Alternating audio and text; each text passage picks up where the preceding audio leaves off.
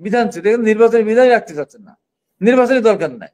যেমন এখন 1 2 3 4 5 নাকি এখন পরীক্ষা লাগে না, পরীক্ষা আর বিদেশে পরীক্ষা দেওয়ার দরকার পড়ে না, তারা ওইভাবেই তৈরি হয়, ওইভাবে বাইরে তাদের সেখানে পড়ানো হয়। আমার এখানে তাই হয়, অবমাননা করতেছে, কোর্টকে ধমক দিচ্ছে, কোর্টকে নিয়ন্ত্রণ করতে যাচ্ছে, নির্বাচন কমিশনকে তছনছ করতে যাচ্ছে, নির্বাচন কমিশন ভেঙে দিতে চাচ্ছে। নির্বাচন কমিশন নির্বাচন পর্যন্ত করেছে, নির্বাচন তারিখে ঘোষণা হলো না, আগেই বলা হলো যে নির্বাচন কমিশন পক্ষপাতদুষ্ট এবং এটা বিএনপির একটা অফিস হয়ে গেছে। ঘুমায় যাবেন, দলকে শক্তিশালী করেন, তারপরে আপনি কমফোর্টেবল করেন, তারপর নির্বাচন দেন বলেন।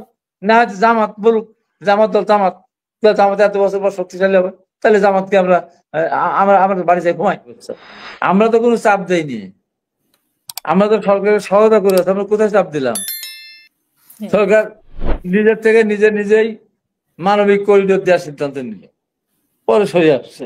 সরকার নিজেই চট্টগ্রাম পোর্ট 53 বছর পর এখন লাভের মুখ দেখছে, বিদেশি তার পরিচালনা করতে হবে বলে ঘোষণা দিয়ে ফেললেন।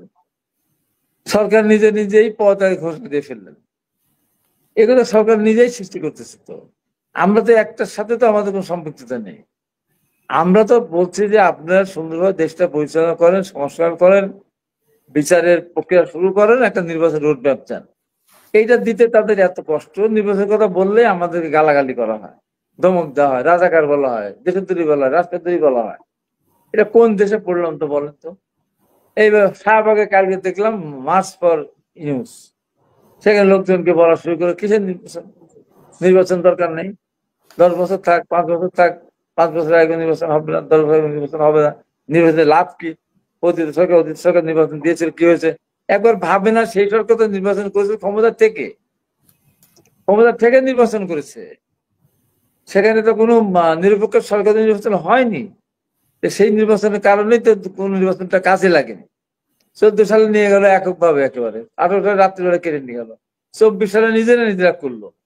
সেই নির্বাচন তো কোনো রেজাল্ট আপনি পাবেন না, যেখানে পার্টিসিপেট নির্বাচন হচ্ছে না, ইনক্লুসিভ নির্বাচন হচ্ছে না, সেখান থেকে আপনি রেজাল্ট পাবেন কি করে? তো এখন এক শ্রেণীর মানুষ বলা শুরু করেছে নির্বাচন দরকার নাই, ডক্টর ইউনূস 5 বছর 10 বছর থাকুক। এটা কোন মঙ্গল মূল্য বলেন তো? পৃথিবীর কোন দেশ আছে নির্বাচন ছাড়া? 4 বছর পর হোক আর 5 বছর পর হোক নির্বাচন হয়, সেই নির্বাচন কারচুপি হতে পারে, না হতে পারে। মানুষ বলতেছে কয়জন মানুষ বলতে, এরকম লাখো কোটি মানুষ বলবে যে নির্বাচন চায়। নির্বাচন চাবে না কেন? আমাদের দেশকে সমাজতান্ত্রিক দেশ বলুক যে একদলীয় শাসন, সমাজতান্ত্রিক দেশ। আওয়ামী লীগ তো বাকশাল করেছিল, তাও তো বাকশালের একাধিক ক্যান্ডিডেট তারা নির্বাচনে অংশগ্রহণ করেছিল এবং সেই সিস্টেম ছিল, ভালো লোক 5 জন 7 জন দাঁড়াবে, তারপর যে যেতে আসবে নির্বাচন, সেখানে ছিল অবদান, বিধান ছিল। নির্বাচনী বিধানই রাখতে চাচ্ছেন না, নির্বাচনী দরকার নাই। যেমন এখন 1 2 3 4 5 নাকি এখন পরীক্ষা লাগে না, পরীক্ষা আর বিদেশে পরীক্ষা দেওয়ার দরকার পড়ে না, তারা ওইভাবেই তৈরি হয়, ওইভাবে বাইরে তাদের সেখানে পড়ানো হয়। আমার এখানে তাই হয়, আমাদের এখানে বিদেশি গণনা করে, ঠিক আছে, বিদেশি তো নির্বাচন হয়, এখানে আবার কোথায় কোন দেশে পেলো যে নির্বাচন ছাড়াই থাকতে 5 বছর 10 বছর? বলেন আপনি। এই যে অবাস্তব কিছু জিনিস সরকার নিজের চাপ সৃষ্টি করতেছে। আপনি ধরেন এই যে সমস্ত লেখাপড়ার দিন তো শেষ, আপনার সংস্কার করার দরকার ছিল, শিক্ষা কমিশন করার দরকার ছিল, যে সবচেয়ে ধ্বংস হয়ে গেছে। অর্থনীতি ধ্বংস হয়ে গেলে আপনি পুনরুজ্জীবিত করতে পারেন, শিক্ষা ব্যবস্থা ধ্বংস হয়ে গেলে ওই জাতিকে আর টেনে উঠানো যায় না। শিক্ষা কমিশন তারা করবে না।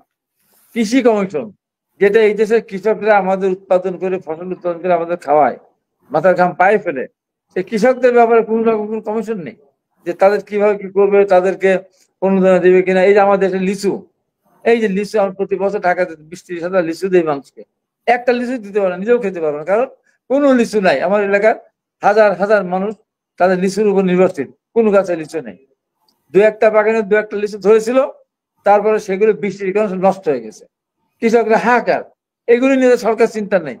এই যে আমার কৃষকদের বাঁচাতে হবে, আগে আবার লিচু উৎপাদন করতে হলে সেখানে আবার তো লাগবে, এদেরকে করতে হবে, সার দেওয়া লাগবে, পানি দেওয়া লাগবে, বীজ দেওয়া লাগবে, তৈরি করতে হবে। এগুলো তো হিসাব নিকাশ নাই।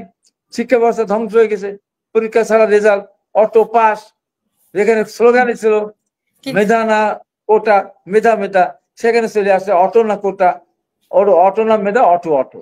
এ কোন দেশে বসবাস করতে বলতো? আইন নাই, নিয়ম নাই, বললো, রাস্তায় দাঁড়ালো। এই যে ধরেন আওয়ামী লীগ নিষিদ্ধ হয়েছে, হ্যাঁ আমরা চেয়েছি আওয়ামী লীগ হয়েছে, এই সরকার প্রধান বলেছিল আওয়ামী লীগকে নিষিদ্ধ করার কোনো চিন্তা ভাবনা আমাদের ভিতরে নেই। কেন চিন্তা করলো? যখন একটা মব জাস্টিস হলো, যমুনার সামনে গেল কিছু ছেলেরা, পরে শাহবাগে গিয়ে পোস্টার দিতে আপনার এখানে আওয়ামী লীগ নিষিদ্ধ ঘোষণা করে দিল। ওই জায়গায় তো আমরা ভয় পাই। ওই জায়গায় তো হয় যে আমি নির্বাচন ডেট ঘোষণা করবো ইউনূস সাহেব, দেখা যায় এরা বলে যে নির্বাচন চায় না, নির্বাচন দরকার নাই। শাহবাগে গিয়ে 10,000 মানুষ বসে পড়লো, সারা বাংলাদেশ এখানে চলে আসবে, নির্বাচন দরকার নাই। এই যে সমস্ত ঘটনা, আমাদের ধরেন চট্টগ্রামের সিটি কর্পোরেশনের মেয়র ডাক্তার সাদাত হোসেনকে শপথ পাওয়ালেন, নির্বাচন গেজেট ভুক্ত করলো, কোর্ট রায় দিল, শপথ গ্রহণ করে বললো, হলো। ইশাককে নিয়ে এখন কোর্ট রায় দেয়, নির্বাচন কমিশন গেজেট ভুক্ত করে, অথচ ইশাককে শপথ পত্র দেয় না। কে দেয় না? স্থানীয় সরকার মন্ত্রণালয়ের যে দায়িত্বে আছেন উনি 10টা কারণ বের করেন। এই 10টা কারণে নির্বাচনকে ইশাককে শপথ গ্রহণ করা যাবে না, যেটা আওয়ামী লীগ বিগত সরকার করেছিল। আওয়ামী লীগ সেই সময় ইশাককে ভোট করতে দেয়নি, ভোটের রেজাল্ট ঘোষণা করতে দেয়নি। এখন এক ধরনের বেশি বুদ্ধিমান, তারা অতিরিক্ত বুদ্ধিজীবী, তারা বলে অবৈধ নির্বাচনের আবার মেয়র হওয়ার পক্ষে। একবার বলে ওই নির্বাচন তো অবৈধ না, নির্বাচন তো বৈধ ছিল, ইনক্লুসিভ নির্বাচন ছিল, পার্টিসিপেট নির্বাচন ছিল, ভোটটা অবৈধ করে নিছে, ভোট করতে দেয়নি, ওইটা অবৈধ। ওই জন্য ওই অবৈধ কর্মকাণ্ডের বিরুদ্ধে সেখানে নির্বাচন কমিশন ইশাককে গেজেটভুক্ত এখন ইশাককে যদি শপথ না দিতে দেয় তা আপনারা কি করবেন? এখন কি আপনারা আবারও চাপ তৈরি করবেন? না, দিবে না, কেন? গায়ের জোর। আওয়ামী লীগ যে কাজটা করেছে তারা তাই করবে, আওয়ামী লীগ যে কাজটা করে তাই করবে। আওয়ামী লীগ যখন ভোটাধিকার কেড়ে নিয়েছিল, মানুষের ভোটের প্রচলন ঘটে দেয়নি, তাই করবে। এই অধিকার কে দিল তাদেরকে? তারা তো কোর্টের সাথে কন্ট্রাক্ট করছে। তারা সরকারের থেকে সরকার কোর্টকে অবমাননা করতেছে, কোর্টকে ধমক দিচ্ছে, কোর্টকে নিয়ন্ত্রণ করতে যাচ্ছে, নির্বাচন কমিশনকে তছনছ করতে যাচ্ছে, নির্বাচন কমিশন ভেঙে দিতে চাচ্ছে। নির্বাচন কমিশন নির্বাচন পর্যন্ত করেছে, নির্বাচন তারিখে ঘোষণা হলো না, আগেই বলা হলো যে নির্বাচন কমিশন পক্ষপাতদুষ্ট এবং এটা বিএনপির একটা অফিস হয়ে গেছে। বলুন তো, যে এই সমস্ত কথাবার্তা, এইগুলিকে দেশকে সুশৃঙ্খলার পথে নিয়ে আসার কথাবার্তা, এগুলি গায়ের জোরের কথা। ভোট করতে দেবো না, স্থানীয় সরকার নির্বাচন আগে হবে, তারপর নির্বাচন হবে, তারপরে জাতীয় কমিশন কি নির্বাচন একটা হবে, তারপরে হবে। এই যে নানান কাহিনী, এর সাথে জামাত এবং এর সাথে যোগ হচ্ছে কিছু ইসলামপন্থী কিছু দল, যারা এ পর্যন্ত বাংলাদেশে দু একটা দল দু একটা আসন পেয়েছে, তাছাড়া তারা কোনো আসন পায় না। তারা তখন মজা করতেছে, এনসিপি ক্ষমতায়, জামাত ক্ষমতায়, তারা ক্ষমতায়, আমরাও ক্ষমতায় স্বাদ ভোগ করতেছি। আমরা তো নির্বাচনের মধ্যে দিয়ে আমরা ক্ষমতা দিতে পারবো। ইসলামিক দলগুলো সব একসাথে হয়েছে, এটা কি বিএনপিকে চাপ তৈরি করার জন্য? নির্বাচন করলে তারা ক্ষমতা যেতে পারবে না, তারা জোর করে ক্ষমতা, তারা ইসলামী হুকুমত কায়েম করুক, তারা ঘোষণা দিক, এটা ইসলামিক একটা এই আইনে দিয়ে দিক। ওই যে যেমন এরা চেয়েছিল মাঝখানে পুরা ইসলাম প্রতিষ্ঠা করতে চেয়েছিল, জোর করে অস্ত্র দিয়ে দখল করে, সেটা বলুক। আমাদের গণতান্ত্রিক দেশে আমাদের সংবিধান আছে, সংবিধানের আওতায় থাকবেন। আবার সংবিধানের এই যে যিনি রাষ্ট্রপতি আছে তাকে কুত্তার বাচ্চা বলবেন। আবার সেনাপ্রধান যিনি সেদিন কোথায় গিয়েছিল? 5 তারিখে কেউ মধুর ক্যান্টিনে গিয়েছিল, মশনলে গিয়েছিল, কিন্তু হলে গিয়েছিল, এতে রাজনীতি কোথায় গিয়েছিল? ক্যান্টনমেন্টে গিয়েছিল। তারপর ওখান থেকে কোথায় গিয়েছিল? বঙ্গভবনে গিয়েছিল। বঙ্গভবনে সেদিন রাষ্ট্রপতি 3 বাহিনী প্রধানকে পিছনে রেখে সেদিন দেশকে রক্ষা করেছিলেন। তারা সেনাবাহিনী পর্যন্ত দায়িত্ব না নিত, রাষ্ট্রপতি দায়িত্ব না নিত, তখন হাঙ্গা হাড়ি মারামারি কাটাকাটি হয়ে কোথায় দেশ চলে যেত? আজকে তাদেরকে কুত্তা কথা বলতো, সেনাবাহিনী হারামজাদা বলতেছে।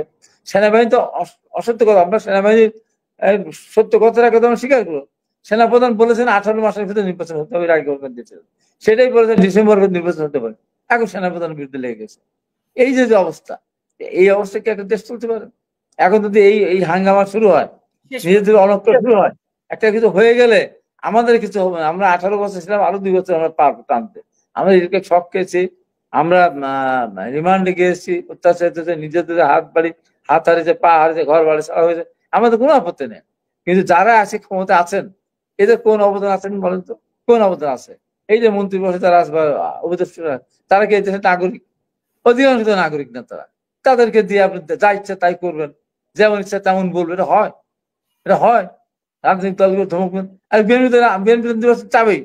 নির্বাচনের জন্য আমরা যুদ্ধ করেছি এত বছর। এই নির্বাচন না মানার কারণেই সেদিন 30 লক্ষ মানুষের জীবন দিয়ে 2 লক্ষ মানুষের সম্পদ হানির মধ্যে আমার দেশ স্বাধীন করেছিল। শুধু রেজাল্ট মানতে চাইতে হতো না।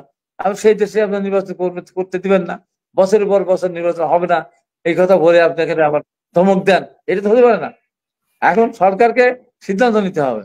আপনি কি নির্বাচন করবেন, না যাদেরকে আপনি যাদের আপনার নিজের দল যেটা, আমি প্রধান উপদেষ্টা যে আপনার দল কতদিন শক্তিশালী হবে, আপনার দলের কয় বছর লাগবে শক্তিশালী হতে বলেন? শক্তিশালী হওয়ার তা তো তারা বাড়িতে ঘুমায়। যাদের দলকে শক্তিশালী করেন, তারপরে আপনি কমফোর্ট ফিল করেন, তারপরে নির্বাচন দেন বলেন। না হচ্ছে জামাত বলুক, জামাত দল জামাত এত বছর পর শক্তিশালী হবে, তাহলে জামাতকে আমরা আমরা বাড়ি যাই ঘুমাই, এটাও বলবেন।